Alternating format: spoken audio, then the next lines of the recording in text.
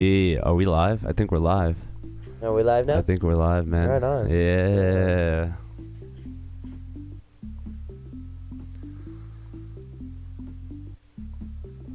I like that. I like that audio. That's nice.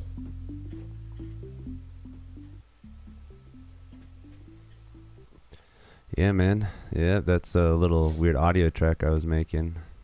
I like it. Weirdo studio, what is it? The Cakewalk, Sonar, some kind of software for video or music editing. So you just did it on your computer itself? Yeah. Oh, right on. I used the keyboard a Samples. little, but mostly it was just all sample music, like different. Like once you get it has its own built-in keyboard. Then you hit the Okay. note, and then it could just record that note, and then change the note of whatever you wanted. Nice. Drum machine and everything like that on it. That's really cool. I We like it. we need to use it a little more though for our music for our band. Yeah, definitely. Anyways, what is up, guys? Thank you for joining the Amuse Me podcast. Yeah, I'm here with my friend, your friend. Everybody should know him, Dezmond. Thank you. Thank you. Glad to be here. Thank you, Really excited. thank you very much, man. Just here hanging out with Desmond. I got a few things I got to take care of on this end with making sure that we got all the links and tabs, everything correct, so everyone knows where to find us. Right on. What's Gotta going on? make sure everyone subscribes to that. Anyways, why don't you give them a little brief history how we know each other and what we do together and what's going on there. We've known each other for, wow, what is it? Almost 9 years now. Yeah, I would say about 9 years. Been quite a while. Met in high school. Basically, just our whole history just started with music. Just one day, just was I heard a lot of history and moved here. When moved here in high school, heard from a lot of mutual friends about you, and had always been told, oh hey, you got to meet Angel. You got to meet Angel. He's a great guitarist, great musician, and got to finally meet you. Started playing music together, and funny thing is too, I mean, I remember the first day we met too, going over to your house and playing a little bit of guitar, me not knowing a damn thing, and you know, by the end of that day, before leaving, I remember me asking you if I could borrow your guitar, and barely had known each other, and sure enough, you told us like, yeah, just that means we have to, you just have to practice it, and by the next time we hung out, we started just keep playing and playing, and just since then it's grew from playing just jamming out together to full-fledged band, merch, recordings, shows, attempting to set up tours, trying to start living the dream together, got that same initial interest and same drive for the music, and since then just been working together, writing music and shit, living together and everything. I mean, just friends, basically brothers at this point. I've just all through music. Yeah, we've known each other quite a while and been through quite a bit, so Oh yeah, definitely. pretty awesome to know. We've been playing music for a while, so I actually have a band. We have a band named Causes to Become. We've been playing music for about 6 years now with the band. We took a little break and then we got back together, but now we've been pretty dedicated into it. We've been doing a lot of local shows, like you said, planning a tour. We actually today in the studio brought the guitars and everything, so you will get. We'll actually play some of our music and stuff for you later on during it. Hey, how's it going? What's up? Glass Bones, how's it going? Got some people on the chat already. Just go and give them Glass what. Bones. How's it going? That- Yeah. So again, this is Desmond. This is my friend, my roommate, and I had him on the show so we can talk.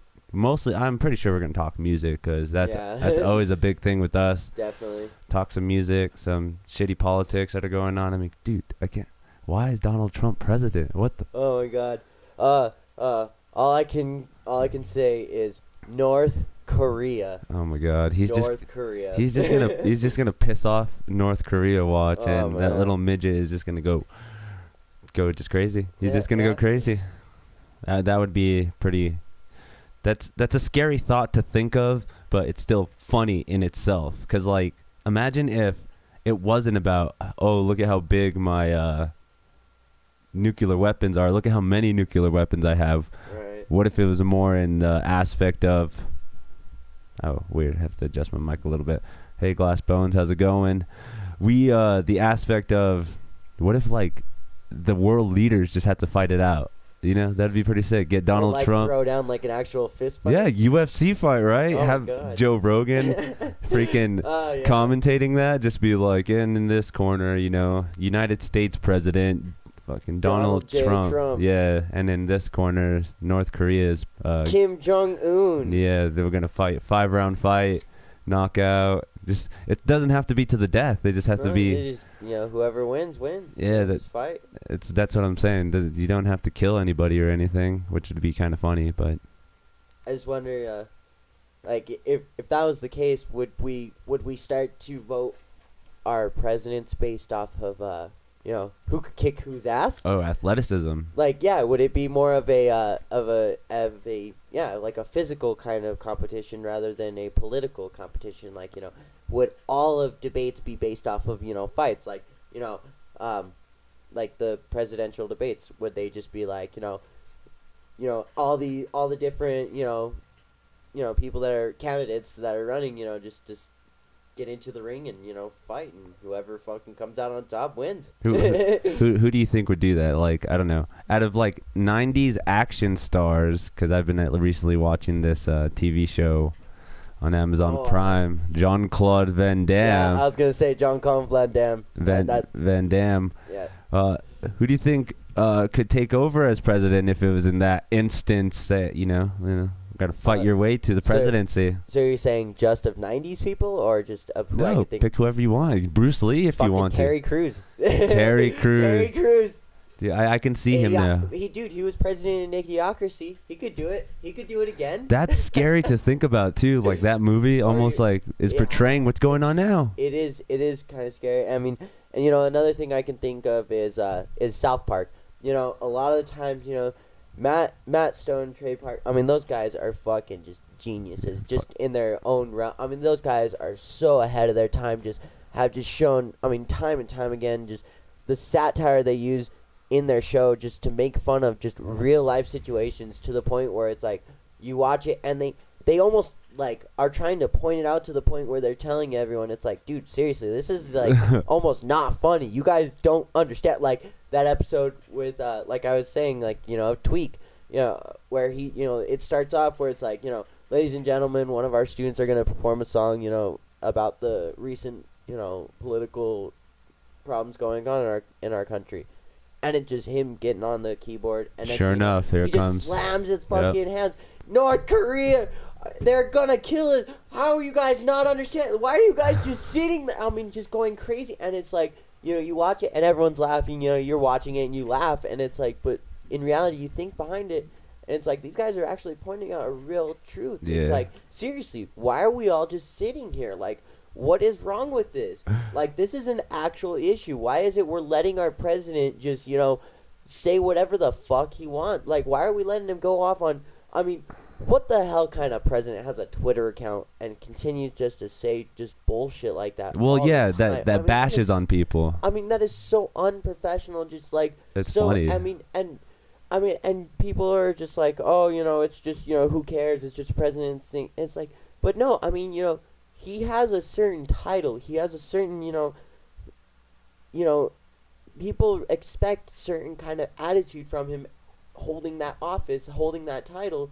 You know, he's supposed to hold himself in pretty high regards. The attitude he has, it's just like, no. Again, you know, how South Park can even, you know, make fun of it. They have Garrison, you know. Yeah, made like Garrison the most perverted, dumbest. Well, he's not dumb, but he is perverted. He's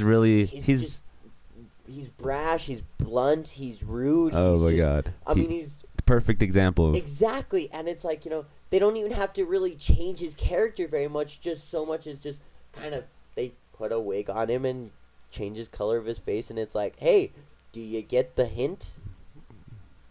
I mean, and so it's just, it's funny, but it's like, the point behind it, I love how Matt Stone and Trey Parker just, you know, how they show that it's like, even through satire, it's like, seriously, guys, this is fucked up. This shit gets real. Yeah. It's really just, it's funny, but at the same time, yeah, I like you're saying, like, what the hell is wrong with this stuff? What is going on here? So, I mean, the funny thing about it too is like South Park always does a great justice of like portraying what's going on in the world at the moment. Mm-hmm. So like literally you're thinking, oh, like literally you could use your news outlet, not saying you should, I mean, but you can be like finding out what's going on just by watching South Park because it's fucking hilarious. They're actually keeping current of what's going on. And they're very accurate. Very accurate. It's crazy just to imagine the stuff they talk about and I don't know. What's one of your favorite episodes of the South Park franchise of what, 21 seasons already? All together of any season, just any episode. That's a good. I mean, there's so many good ones. Okay, I guess one of the ones, not necessarily my favorite one, but one I was thinking of recently, and I was talking to a friend about. She's not much into South Park, hasn't really watched it before, and she was actually she told me at one point she didn't understand why people thought South Park was funny because she thought it was stupid humor. Okay. And I thought it was funny because it was just like, well, you know, you don't understand satire, you know, and she doesn't. She even said she doesn't understand it. She didn't get why it's funny. She just thought it was toilet humor. Yeah. And it's like, well, no, you got to really kind of look behind, you know, just the stupidity of it. It's funny for those, you know, that side's supposed to pander to those that just want to see the stupid part of it. And plus, you know, it's funny. It does have some funny moments. Yeah, it's funny. But, you know, those who really think behind it, you know, and that's what I like about it. But one of my favorite episodes, and the one I was talking to her about, was the one of, and it kind of ties into more than one, but the one of how Cartman finds out that, what is his name? The one that sells him the pubes. Oh, Scott Tenorman. Yeah, Scott Tenorman. Yeah. When he finds out that Scott Tenorman's actually his brother and that his dad was actually Cartman's dad too. And I love that because it's the one where, you know, he's like trying to kill off the Gingers. And, you know, then the rest of the guys, they go and dye his skin and his hair and everything to make him look like a ginger. And then he changes sides suddenly. Like, he goes from being all against the Gingers and want to get rid of them to, oh, you got to get rid of everyone else but the Gingers. Oh, yeah. They're the master race. Exactly. And then I love how at the end they find out, you know, the leader of all of them turns out to be Scott Tenorman. And, you know, he kind of, you know, he finds, you know, he lets everyone know. It's like, oh, yeah, you know, Cartman's actually my brother. And, you know, you find out about all that. And, you know, it kind of ties into the episode before where, you know, Cartman buys Scott Tenorman's pubes from him. And, you know, that's the episode where Scott Tenorman's introduced. And, you know, finds out at the end that Cartman gets so pissed because Scott Tenorman keeps screwing him over, ripping him off, that he kills off his parents and feeds him to him in a fucking bowl of chili. Yeah, oh yeah. And I just love that because that's at the very end of that other episode that you find out it's like, yeah, not only is he his brother, but Cartman actually killed his own dad. The one person that he saw, you know, he's always wanted to have is, you know, that father. You know, that, you know, it's kind of a big part of his character flaw. Yeah, because he doesn't have that father figure. Exactly, and, you know, that's what kind of makes him so, you know, vindictive and, you know, the way he is. And I just, it's so funny because it's just like, he screws himself over. And then it's pretty funny, too, because at the end of that episode, remember, he doesn't really care that his dad, he's like, oh, wow, my dad was like a ginger or whatever. I don't really care. But then he's like, but he has that little, his hand, which is the personality of Mitch Connor. My name is Mitch Connor, and I'm telling you what's going on. And he says, like, it's okay because at least your dad was a Denver Bronco. And then he gets all happy. He's like, oh, yeah, you're right. At least he was a Denver Bronco. And, like, he, like, makes himself feel better just because of one little tweak of his thing. Yeah. It's so hilarious. He coats it. He caresses his own ego. Makes Pretty it so much. he's just like, all right, you know, it's all good. You know, it's all good. At least it was something, right? That's pretty cool. Yeah. I thought that was awesome. That episode is pretty funny, though. Yeah. And again, that's not one of my favorite ones, but it's not my favorite one, but one of the good ones. It's up there. I enjoy. Yeah. Yeah, that one's pretty funny. And then one of my favorite ones, definitely, it's an old one, but a good one. Mecha Streisand. Oh yeah, Fucking Mecha Streisand. that one was funny. I love that one mainly because of the fact that it's got Barbara Streisand in it, turning into Mecha Streisand and all of that, that whole cool background story of all of it. But it also got has the singer from what is it? The Cure. The Cure, yeah, The Cure. And then that Brian one, something. yeah, I don't remember and his then name. that one other artist, I can't remember the other artist that goes on there as well, but it's got the three characters that they all fight it out as superhero kind of things, big ass mecha droids and stuff. Yeah, kind of like ripping off that Japanese style exactly, of like Godzilla Power and Rangers, stuff. yeah, Power Rangers, Godzilla, all those good ones. Yeah, that's a pretty funny one too. Speaking of which, there's actually speaking of Power Rangers and stuff, I remember recently I had seen there's actually the same creators that made Power Rangers. He actually made another series that it's basically the same concept. I mean, same kind of setup, just like Power Rangers, except it's only 3 characters and stuff. But I cannot remember the name of it. Were they bugs?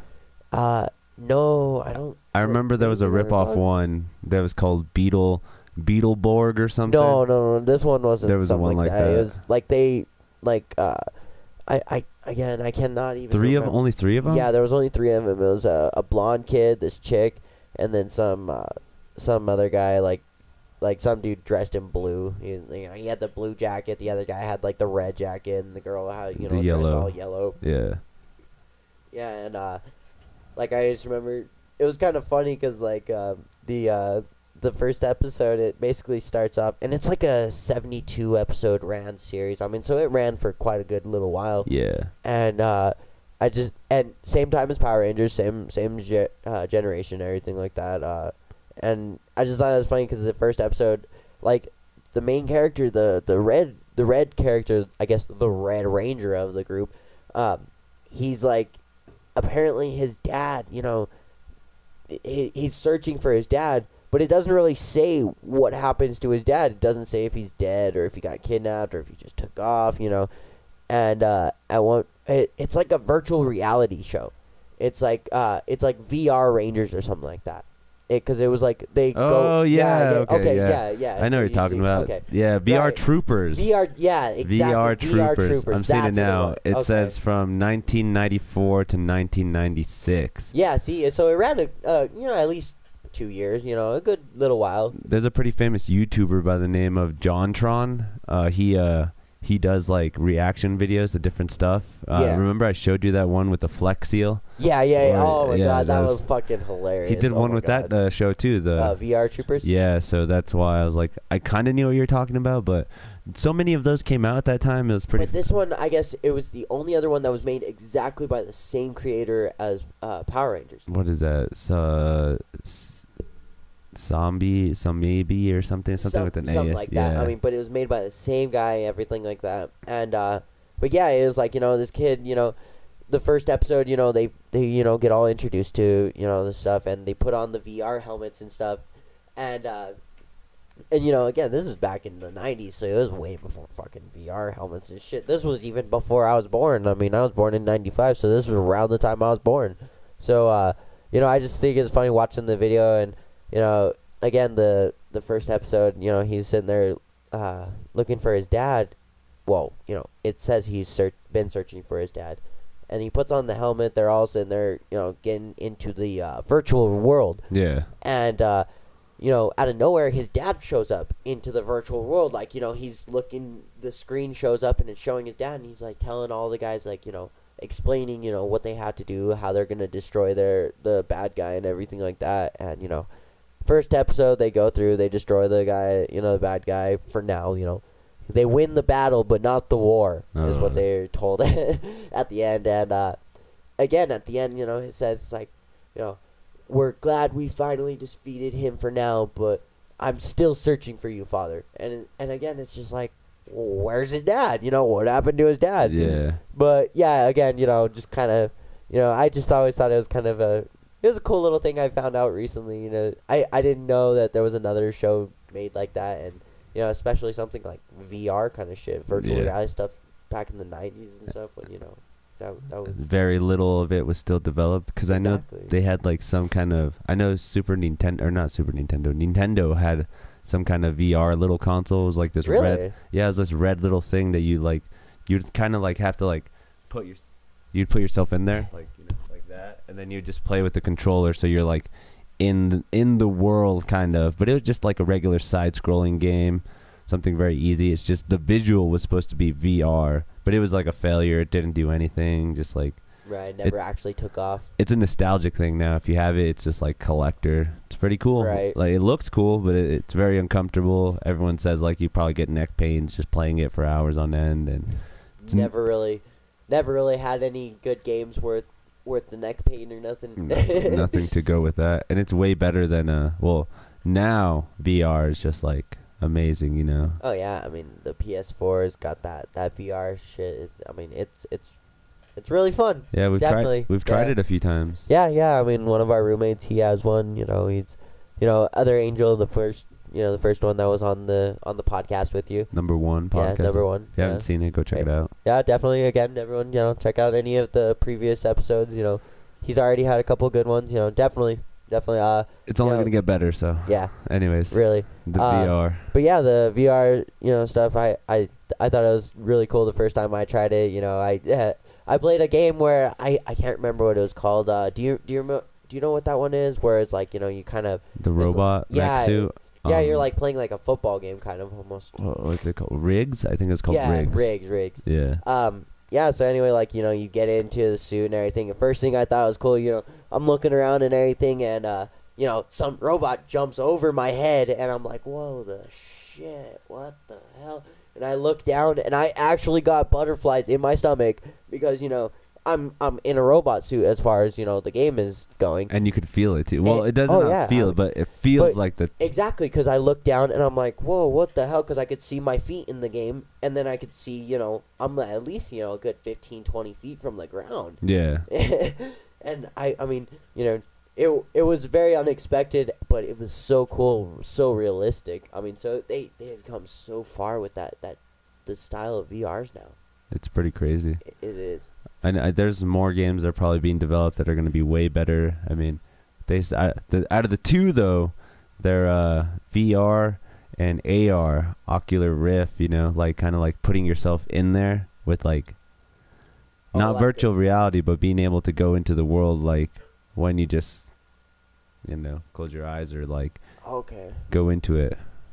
So, what do you think about like then like those one kind of gaming rooms that like it's a whole room that's the game, like it's like, you know, all of the whole room's like screened, and you know you like even the ground, the ceiling, the floor, all the walls and everything, and you know you're basically the controller itself. I don't know too much. I've never really like it's pretty much like a motion thing, right? Kind of like, you know how the Kinect had that little camera thing that kind of like picked up where you were moving and stuff like that. Yeah. I mean, those are pretty cool. No, I don't really see them too great right now. I know still in that beta phase. The best example that I could picture of those kind of games would be like Fruit Ninja or something, because it's so simple of like the swipe of your hand, you know, and you're just cutting fruit. Nothing. Again, it's still probably in that beta phase where they don't have anything developed too far where you can really, you know, have that experience that everyone is expecting from it when, you know, you play something like Far Cry or you know, Overwatch or something. Yeah, when you actually, I guess you could say, feel the tension of the gun, or like, you know, when you're holding up the gun, you know, and you, I don't know. Right. Or you can feel the experience of like, let's say, you know, you're on a jetpack or something, you jump and, you know, you jump off the ledge and you feel like, you know, you're floating, even though, you know, you're still standing there, you know, based off the way the screen on the ground is and, you know, the way the motion, you know, maybe even, you know, have fans going or something like that, the sounds, everything, you know, it gives you that experience of, you know, that sensation like you actually are. Yeah, I could just imagine, too, just be something simple where on the controller or whatever you have controlling your character, or like a controller kind of thing, just pushing a button to actually, like, if you do have a jetpack, you know, or like something where it just has more interaction with your body. When you, again, if you like open your arms a certain way, then something activates with the mech suit, and then all you have to do is on the button just push a trigger, and then you start flying. So it feels like you are flying, and you have the visuals around you, like in the room, You that have it's to actually like keep your hands, in that same position or something like that, just showing that you're accomplishing the flight suit simulation or whatever is taken on that, which would be pretty cool. But I don't know. It seems like that with all those ideas behind it, it seems like they do have quite a bit left to go to figure out all that. Yeah, for sure. There's I don't know, I was looking for some topics that we could talk about, and one of them that came to mind was the 50 fastest guitarist of all time. So I don't know. I guess it's not of all time. It's just like the 50 fastest guitarists right now. I imagine John Petrucci's got to be one of those. I think he's up there right now. I'm looking at a few of them. One of them is Mick Barr. Mick Barr. He has a signature song called Part 1 on an album, N1, N1, ANNWN. Nwin. Oh, okay. I guess you could say, yeah. Something like that. Yeah. Let's give a little listen to this bad boy. We'll scroll a little bit. Can't listen to too much of it, but we'll go ahead and play a little bit of it. See what's just pretty an cool. Example of Yeah. his style of speed.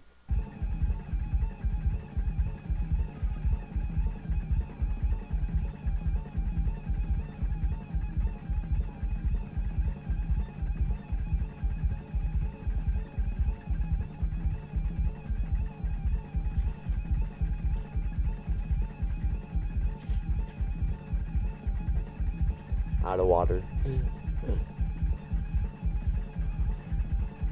I wonder how long he's gonna do this. This is intense.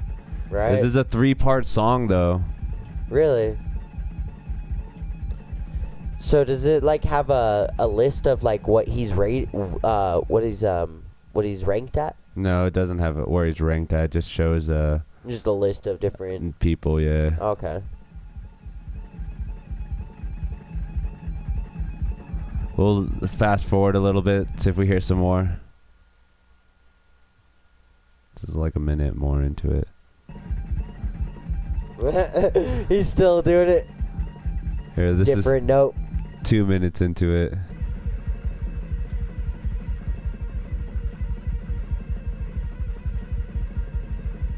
Okay, I've had enough of that. I don't know how that's considered the fastest. It's probably like him hitting like fast notes at one time, like but that's really fast, doing that 1 2 1 2 1 2 kind of thing. Right, it didn't seem like he was like doing continuous movement with all of his fingers, different strings, nothing like that. Yeah.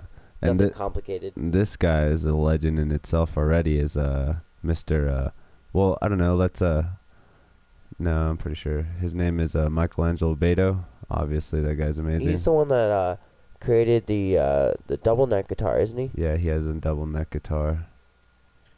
It's pretty cool. All right, here we go.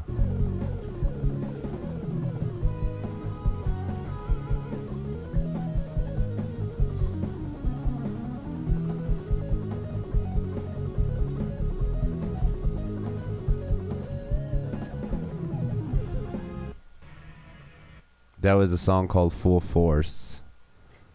Yeah. It's pretty fast. Oh yeah, I remember it was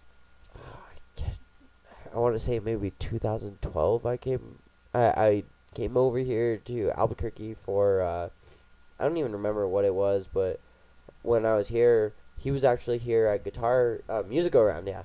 And he was doing a workshop. No. So yeah, I've never been to one of those. I've always wanted to go to one. Yeah, I mean, I didn't even know about it.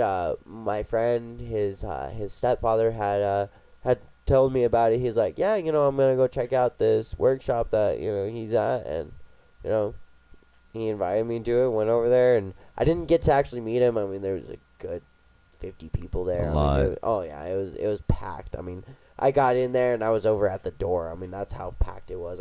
I barely got in there. Jeez. But I mean, it was awesome. He's over there just doing different solos, different riffs, just jamming out, and people were sitting there, asking him questions, talking to him and stuff, and you know, unfortunately, the people that were getting the questions, getting to get their questions answered were, those in the front, but again, it was awesome just getting to watch it in person, watch him actually, jam out, and he had his double neck guitar there and everything. I mean, it was awesome. It's pretty really cool too that he's what is it called? Ambidextrous, right? Yeah. Plays with both. He can like literally change the direction. He could play with his left hand or his right hand. That was actually something he was talking about when he was doing his workshop, was about how he was ambidextrous, and how that suited to his guitar style, and how he took advantage of it and made it a big part of his style in itself. Damn, that's rock. That's rock and roll right there. Yeah, dude. It was, again, one of those things that's just, inspirational. I mean, just using your own talents and your own unique abilities to, make so much more to your own music, and, just true. that much more practice and talent. I mean, again, like you're always saying, man, I'm sure it takes practice. I mean, I'm sure the guy can't just, didn't just one day walk decide up, to pick it up and just start do doing it like nothing.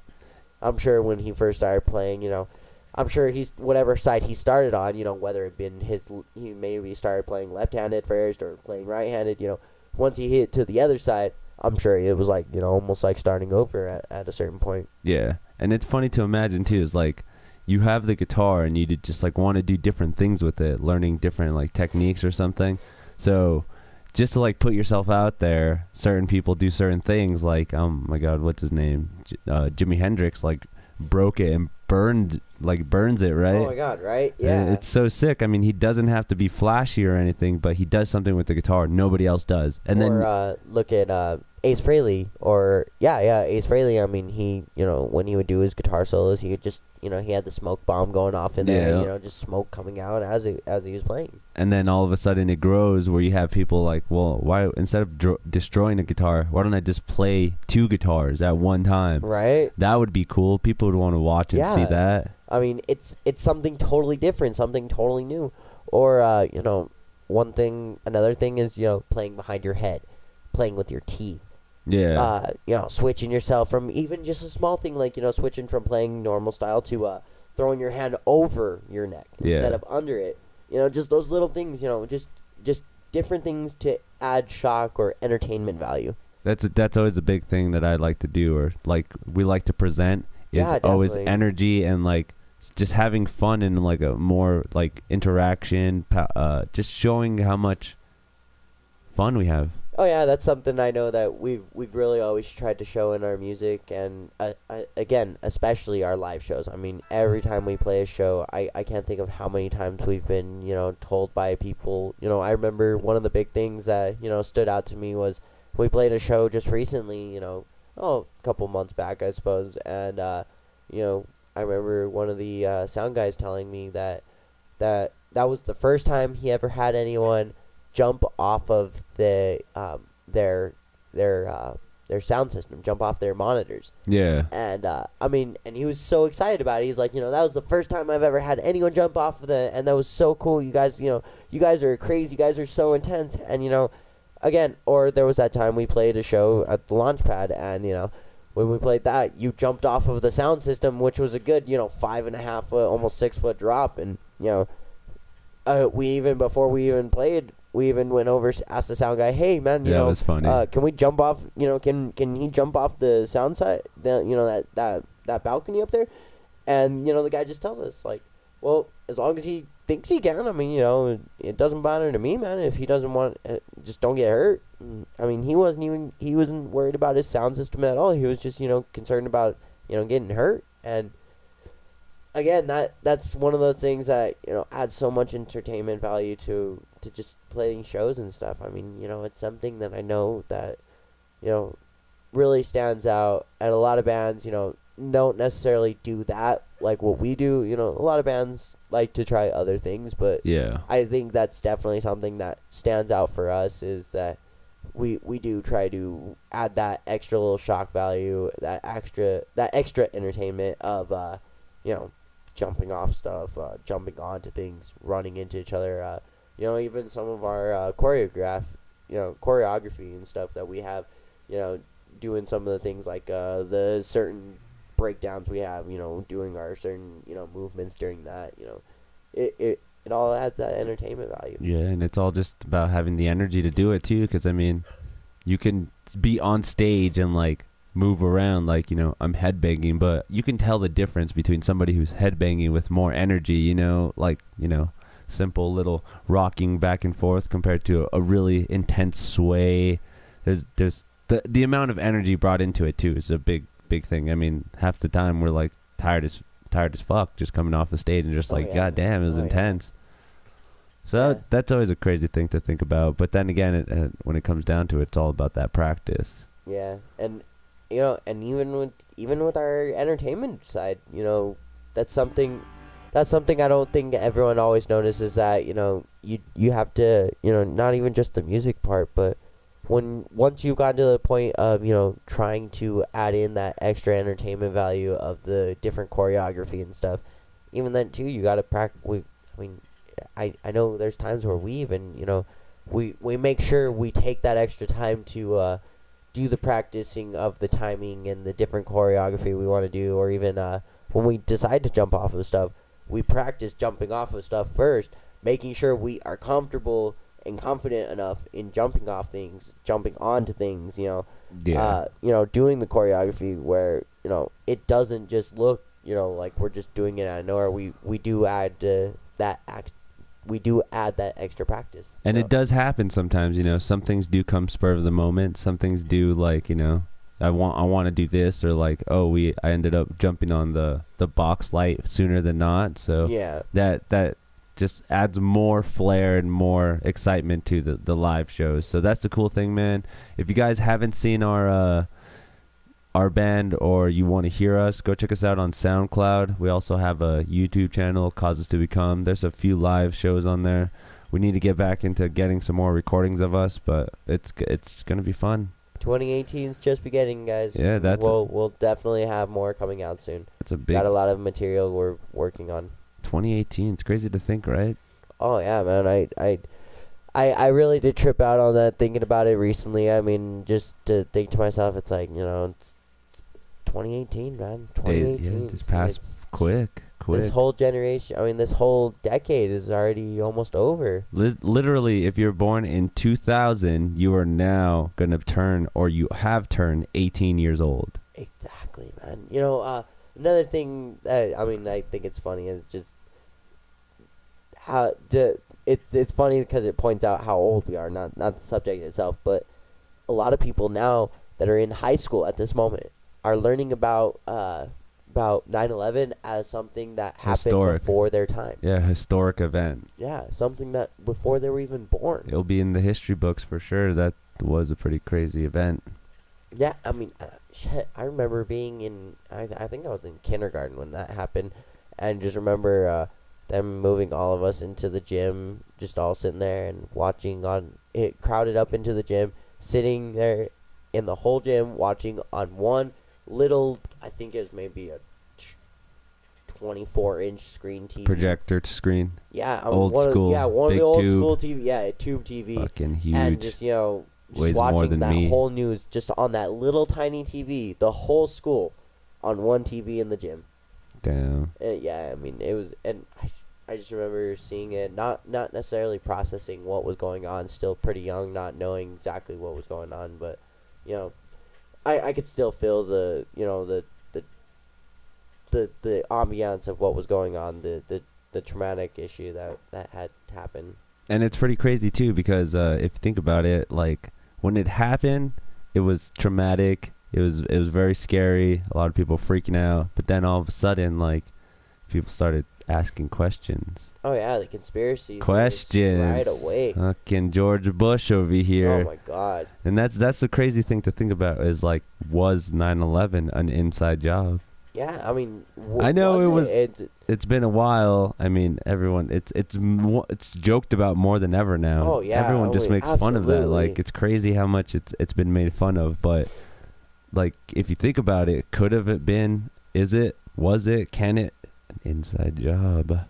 I think that's one of those big things too. I honestly, that is one of the biggest topics ever of any conspiracy theory out there. I think that definitely has to be either number one or one of the number one conspiracy theories out there is, was 9/11 an inside job? Kennedy's up there too. Has to be. Oh yeah, Kennedy and 9/11. Those are And two. aliens. Jeez. Oh, yeah. well, let's. Roswell, man, Roswell. We'll get to all these conspiracies here in a second, but let's talk more about 9/11 now. That's a crazy thing because like there's so many different. I don't know. There's so many things that they say that orchestrated it. Like it was an inside job. That what was that other one? There's a tower that fell. It looked like a controlled demolition. Yeah, that there was bombs already placed in the bottom. That George Bush was like laughing the whole time because he's a douchebag. Oh yeah, there's even I even remember watching at one point a conspiracy theory about it, how they actually had planned 9/11 literally back when it was built. I mean, the guy, what was his name? Not J.D. Rockefeller. The one that just recently died. What, Morgan? J.P. Yeah. Morgan? No. He was a Rockefeller, but he was that one that just recently died. I'm not sure. Let me look it up. Yeah. Well, anyway, he's the one that basically built and paid for the World Trade Center and the Twin Towers and all of that. And I remember seeing this video talking about it, and I mean, and hell, it's even talking about in one point a David Rockefeller. That's what it says on this one. Yeah, and it's saying that like there's a magazine of him with him sitting in the or not sitting in the towers. He's sitting in a building that's one of the skyscrapers in New York and the skyline, and something about his watch, it's showing 9/11 on his watch. The date on there is like matched up with the time that the bombs were supposed to go off. All these different things, and this magazine's from 1963. Yeah. I mean, it's just like the amount of just different shit to come into this theory is just like it's mind-boggling, and it's just like, damn, how could you like?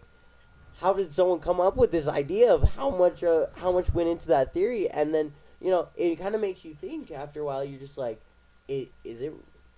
Could it be real? Could this actually be a legitimate theory? Could this be a legitimate thing? What if they really did?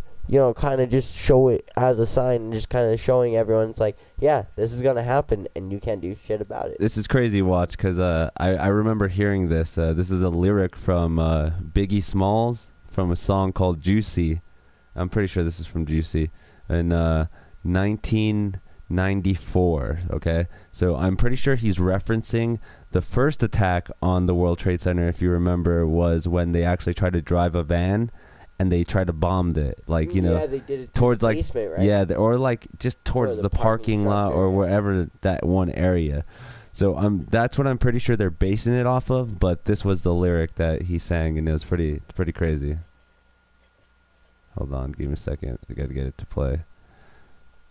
But yeah, I mean Biggie Smalls, dude, that's why they killed him, dude. They killed him because he knew 9/11 was going to happen. That's pretty fucked up. God. And then he told Tupac because they were actually becoming friends, and then this happened. And then Tupac got shot.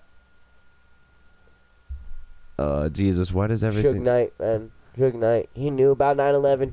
He was in on it, man. Why do you think they took him in prison? Because he was finally about to come out about it. Jesus, dude. Here we go. Ready? Remember rapping Duke, the hard, you never thought that hip hop would take it this far. Now I'm in the limelight cause I rhyme tight. Time to get paid, blow up like the World Trade. Damn. Time to get paid, blow up like the World Trade. That 1994 he said that. Damn, man. And then all those other conspiracies too, were like The Simpsons, there was an episode where Homer gets a parking ticket because his car is all the way in New York, and it's right in front of the Twin Towers. And Lisa picks up a magazine at the Simpson house that they were going on a train station, and it literally says $9 and 11 cents, I think, or something to do. But you see the 9/11 on there, and everyone's just freaking out, like, "Oh my God, The Simpsons predicted it." Oh and my how God. many things? Oh my God, let's. Oh, how? That's another thought. Is just how many different things have The Simpsons predicted, and it been right. I mean, the biggest one. Oh my God, Trump.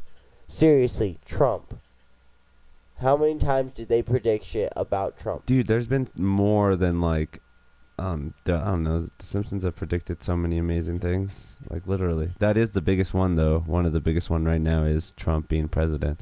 But he even said it himself. Remember on his his own roast of Donald Trump, he announced that he was going to run for president, which was crazy, and it happened. Oh my God, right? Like, I mean, that actually his official candidacy running, Like you know.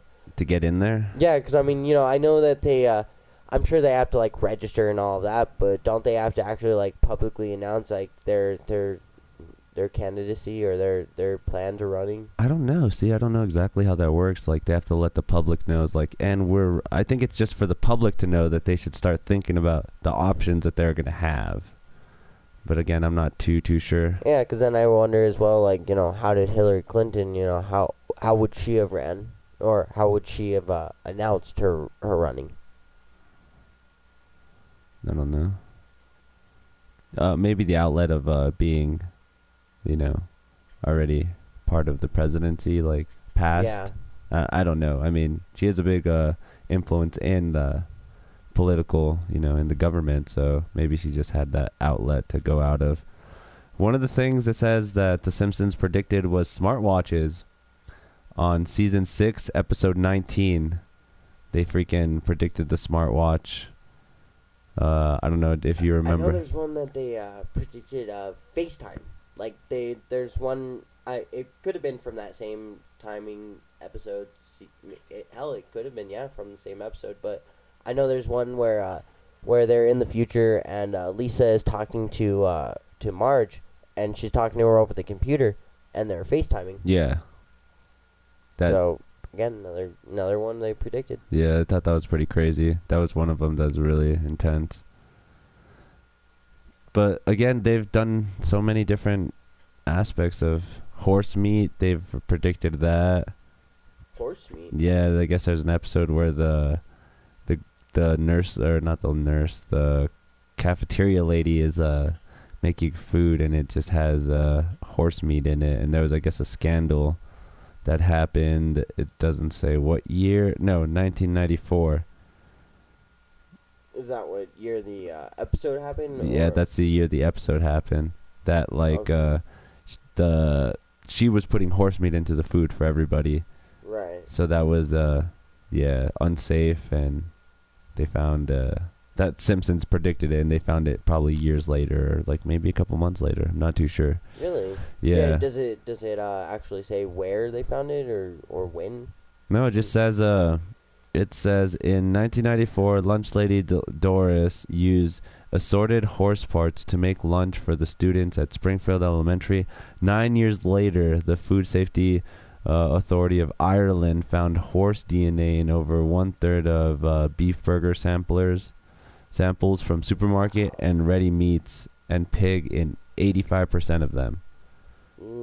That's a little disturbing. Yeah, like different. Like, how does horse meat get involved in that? And like, unless the same slaughterhouse maybe slaughters horses for dog food factories. I think that might be the case, where it's just like, oh, we have different meats laying around, let's just process them together.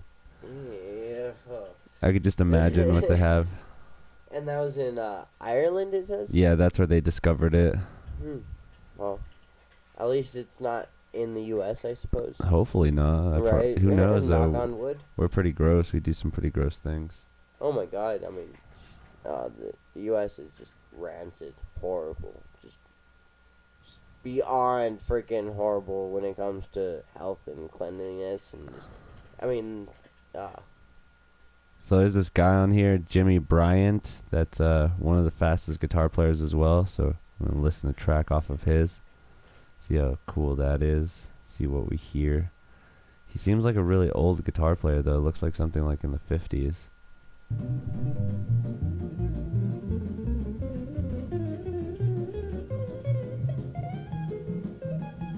It just.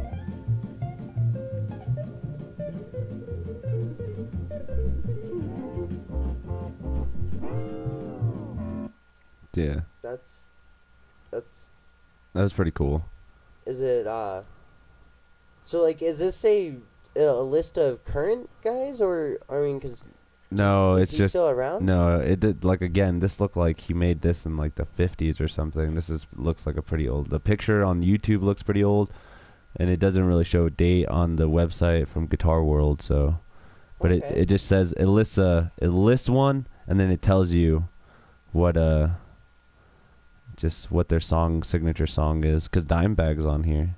Oh, okay. Dimebag's on here is one of the fastest. Paco de Lucia, Aldi Meola, Marty Friedman. Who's Paco de Lucia? He's like a classical, Lucia? yeah, De Lucia is like a classical French guitarist. No, he's not French, Italian, I think. Really? Yeah, he plays what is that called? Classical guitar, like gypsy, Spanish music. Hmm. It's pretty sick though.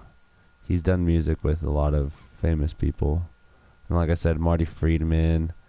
I don't know. There's a lot of crazy people on the list. Sinister Gates is on here, so I don't know how much I want to trust this list anymore. Are you not much of a fan of Sinister Gates? I like he's cool. He comes up with some cool shit and stuff, but I don't think he's the fastest, and this list is just not. It kind of seems like it's just. It doesn't seem like it's much of a fact-checked list, more of It's a, biased, kind of yeah, like, I feel check like it it's out. More of an opinion. You voted for this, you got it. You got the list that you voted for. Or someone just like, oh, well, I find this person to be the fastest, or this is who I know of that's, a fast, guitarist, blah, blah, blah kind of thing. Does stuff like that, yeah. Yeah. And, I mean, if you guys don't know, the only reason why I'm pretty much talking about this stuff is because we're going to play some guitar here in a little bit. Just going to throw down some riffs and just get things going on the podcast, because I know it's been pretty chill day. I mean, you've been working on your car and stuff, so that's pretty shitty. I'm exhausted. I'm just so tired. Uh, I didn't even sleep yesterday. That's on you, buddy. That's all on you, man. I don't have to keep repeating about the situation you're in, so that's all you. You could have stayed home and had a good night's sleep, but you decided to go out and do whatever you did. Dun, dun, dun. But I'm not here to judge, because John 5 is on the list of the fastest guitarist. That guy. And he's back to trusting the list. That's good. I know, right? John 5 is on there, so it deserves some recognition. Alexi Leahy's on here as well. That guy's god to me. He's amazing. Yeah, these are all just ridiculous topics. Ridiculous guitarists. I don't know. The crazy thing I always find about you is how much of a fan you and your brother and your dad, your whole family, is kind of Kiss. Like, that's shocking to me, because, like, Kiss is a great band, don't get me wrong. They're really cool.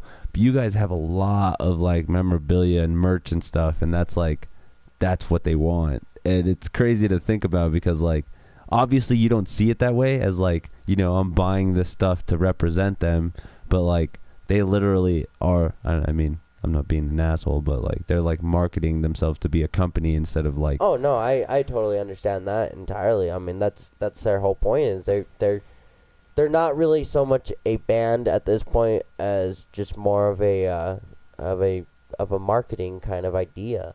I mean, they're just one of those kind of bands that just they became like you're saying, like a company.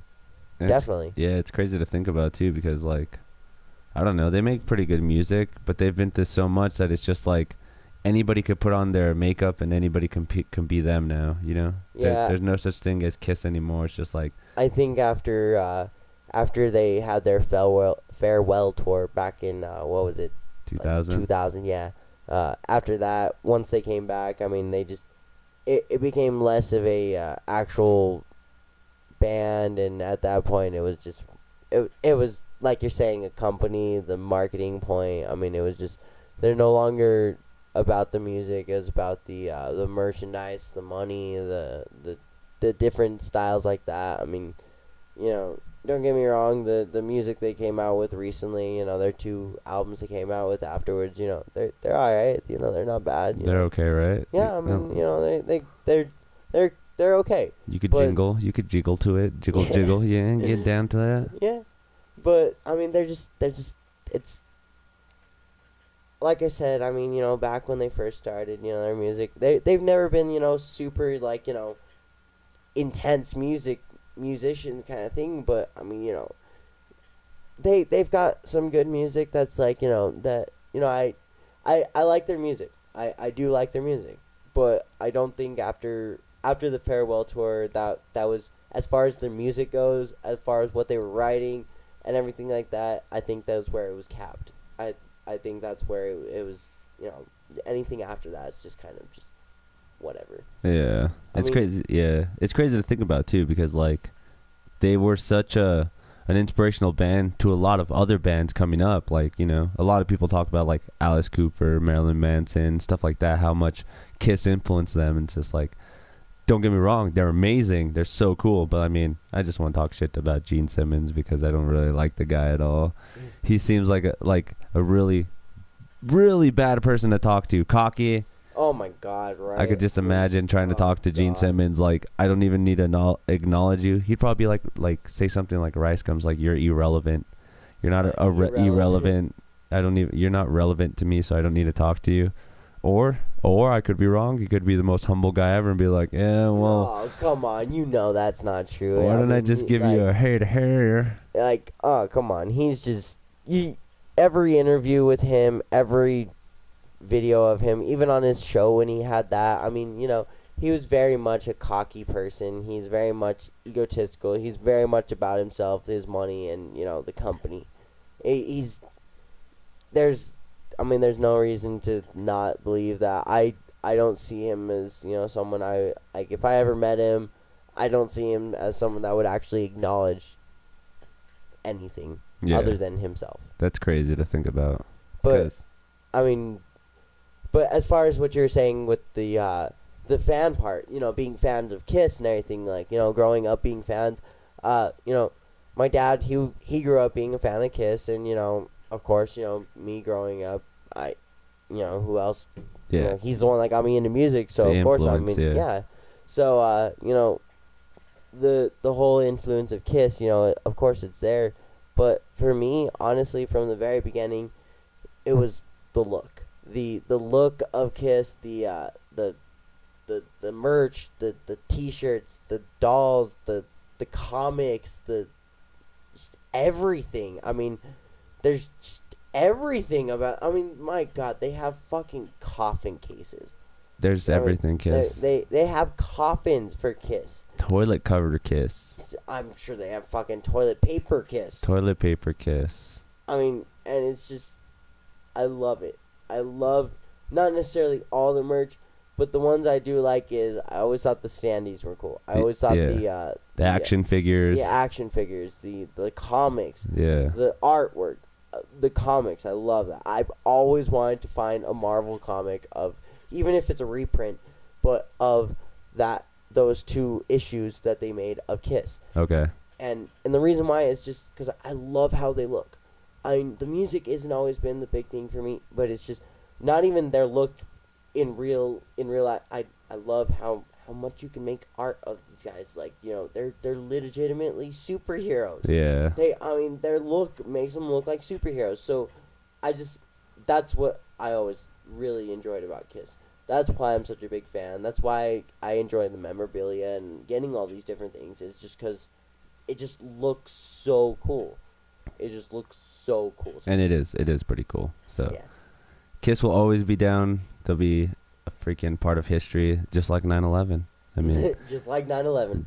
Nobody will Kiss ever. And 9/11. Yeah, they're the same, not the same, but you'll know them iconically. Yeah. And it's amazing. It's crazy too, because they're actually, both Kiss is from New York, and 9/11 happened in New York, and stuff like that. And that actually kind of makes me think of there's this book I had seen in a library when I was a freshman. When I went to high school in Wyoming, there was a book they had there just different stuff of the 70s. Yeah. And it had, a whole chapter for each year.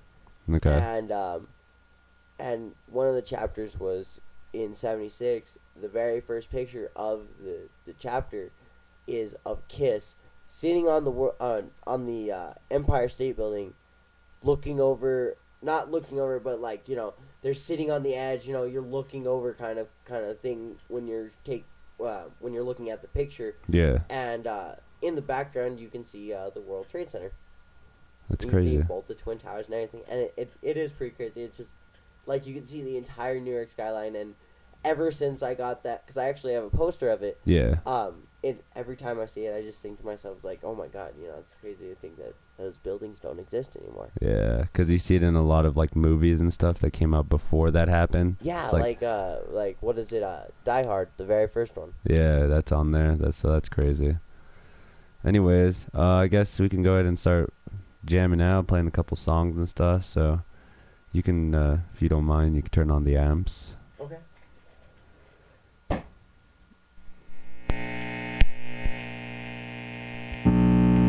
Ah. Yeah, it's okay.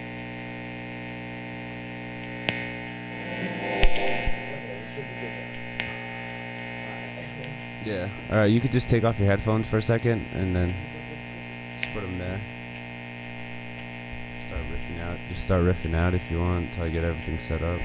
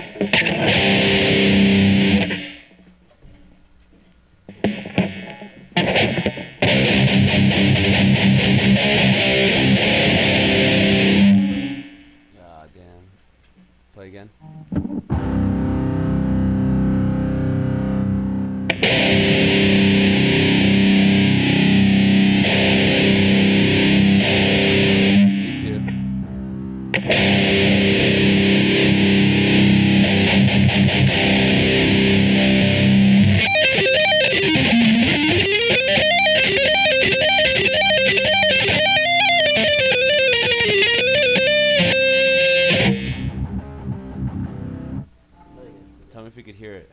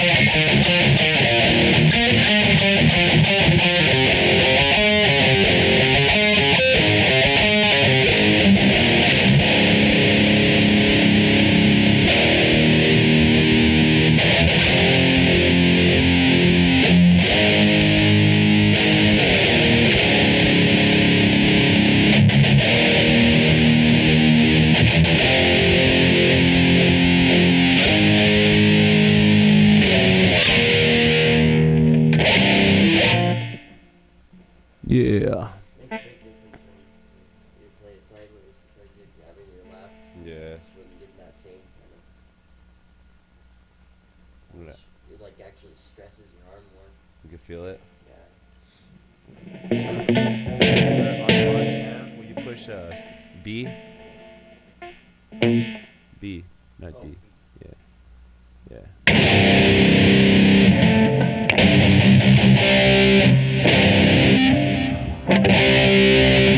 C again. Push A. A.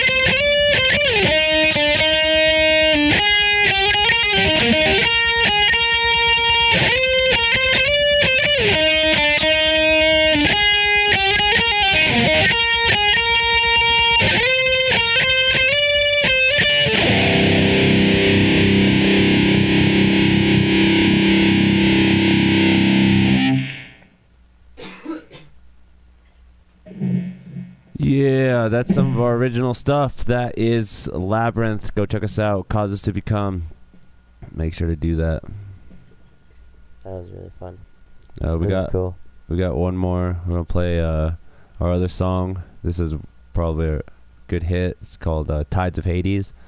Play that for you, and yeah, we'll coming to the end of the stream, so we'll do our little end stream challenge with the nice little grasshopper. So So he did not actually tell me about this at all whatsoever. Like, I mean, I'd known about this from watching the stream, but he didn't actually tell me that this was a regular thing that he was just going to keep doing. So when, beforehand, he set all this up, and I seen that. I actually thought they were like cockroaches or something. I'm like, what the hell? Are those roaches? And he's like, no, they're actually grasshoppers. We're going to eat that. And I was like, are you serious? yeah, everyone on the end of the stream eats at least one, or two. So we're gonna eat some. So yeah, I had no idea about it, and I can't say I'm not a little excited, but not a little. I'm just kind of like, what the hell? This is what to expect, right? I don't know what to expect. Yeah, unexpected. All right.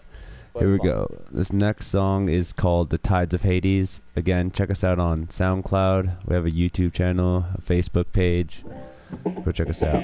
Again, the song is called Tides of Hades.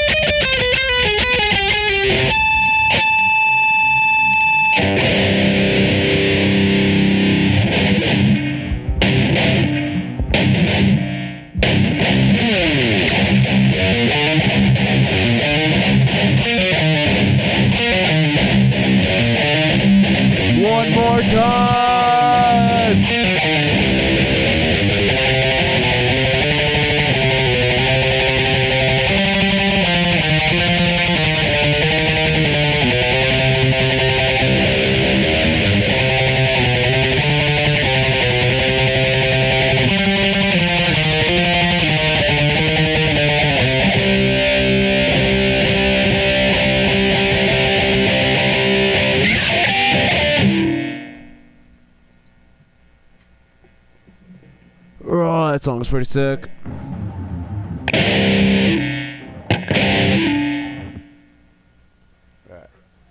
put this on right away and just like do some random riffs to it. Get some stuff ready.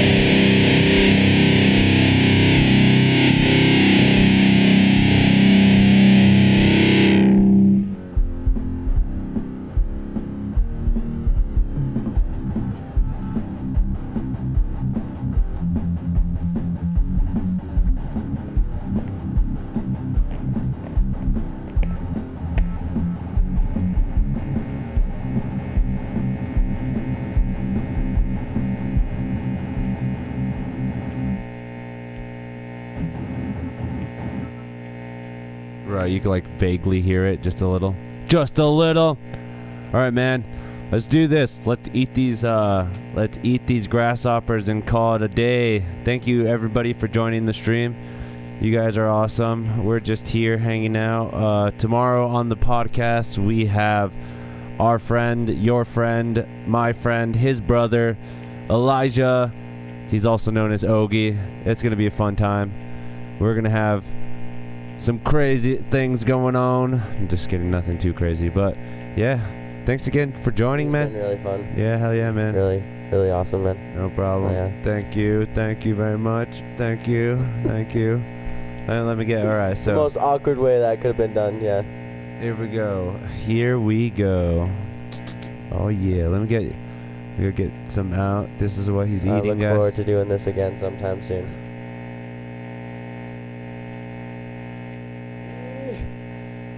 This is gonna be scary. Not really. I've never actually eaten a grasshopper before, honestly. Never really got into doing one of those things like, you know, how they have those things at the museums and stuff, and you can try one of the freeze-dried ones and shit. Yeah. I never actually got into trying it. I just never appealed to me. Never did it. Never like not into that. No, never thought to myself, yeah, I want to try a grasshopper. So what does it feel like? Tell them what it feels like to you. Hold it and like put it in your fingertips, move it around. It's dry. I mean, it's just really dry. It's like a crispy. It just makes me think as if it was just freeze-dried. Or not freeze-dried, like, yeah, dehydrated. Yeah, that's the word I'm thinking. Well, it's Dried gonna out. be pretty good. It's pretty good. So What, are they salty? no, there's nothing. This is plain flavored here. So are you ready? Thank you again for joining, guys. You guys are awesome. Tune in tomorrow, same time, 9 Glad to. p.m. Been able to share some Mountain time, all that good stuff. All right, ready? Yeah. 1, Let's do it. 2, 3.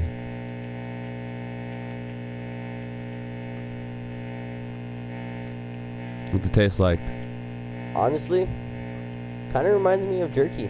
Really? Yeah, of like carne seca. Not bad. Yeah, Like, not bad at all. I feel like there was more of a harsh taste to it, like hay. I always felt like it was hay to me. It's kind of got a weird aftertaste, like a little kind of bit of a I don't know what that aftertaste would be described as, but it's just It's not there, bad. right? No, Right. it's not bad. Well, guys, again, thank you for watching the podcast. I'm Thank here. you guys. You guys take it easy. We will be back. I will be back again tomorrow, so make sure to tune in. And yeah, au revoir. Are those even real words? Hello, Hello, bye.